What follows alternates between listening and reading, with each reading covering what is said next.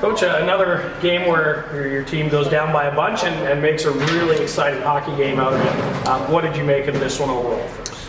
Well, I loved our start. I thought we came out with some purpose and, really controlled the tempo of the game and, got the lead, which was good. We talked earlier today about the start and certain things we wanted to accomplish early in the game. I thought we did that. And, really their chances were minimal in the first period. And then the second period obviously, turned in their favor with the 5-on-3 call and, Boucher gets caught out a little bit of a longer shift, takes a penalty, and we kind of spiraled from there.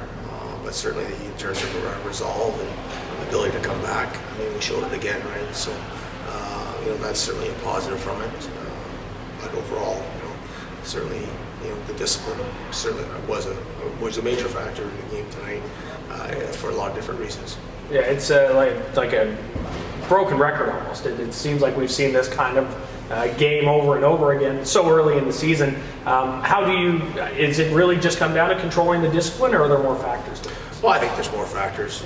There's certain times during the game where you need to turn the page, so to speak, on certain things that are happening out there, and we didn't do that tonight. But overall, we had a lot of good chances, and had a chance to take the lead multiple times there after we tied it up, and just wasn't able to get the 6-1, and then all of a sudden they get their chance and they put it in. So, but hopefully tomorrow, we can stay a little bit more disciplined in terms of a couple of our penalties that we did take tonight, and I think our PK can do the job. But obviously we went down 5-on-3, and we had 2 more 5-on-3 goals against tonight. So I think that's 8 for the season. So certainly that's an area of concern where you're falling down 5-on-3 on multiple occasions. Coming into the season, you talked about Max Gannett and his potential to run a power play. Another power play point for him tonight, a goal. What are you seeing from him in terms of his development in that role? Yeah, I thought he was real good tonight. There's times, from Max's perspective, we've talked about what we call, aggressive versus reckless. And there are times we have to try to reel him in a little bit, but overall, he's moving the puck, he's using his feet. His feet are such an asset, and he's getting an unbelievable opportunity to anchor the first power play. And we went into the ninth, 4th in the league in the power play, and he's been a big part of that. So I suspect as we continue to work on the power play and he be his big part of it, that the points will continue as well. Anton Bibeau once again shows his own resolve. I know you've said time after time he's kind of dealing with his own ailments, but these cross-crease saves, and Trudeau runs over him, he comes back, makes another big save after that. Just what he means to this hockey team. Yeah, it's unfortunate he couldn't start tonight.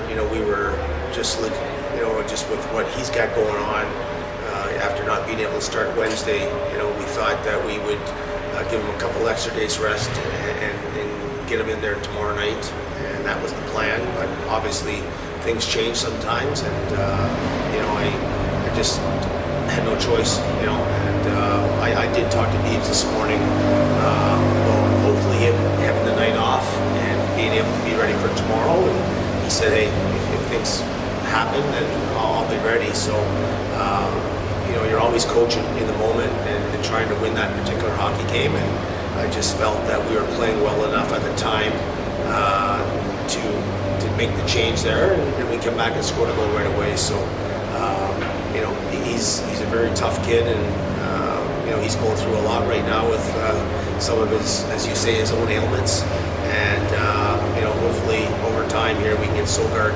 and Mann back, and but right now this is what we're dealing with, and we'll have to go again tomorrow night.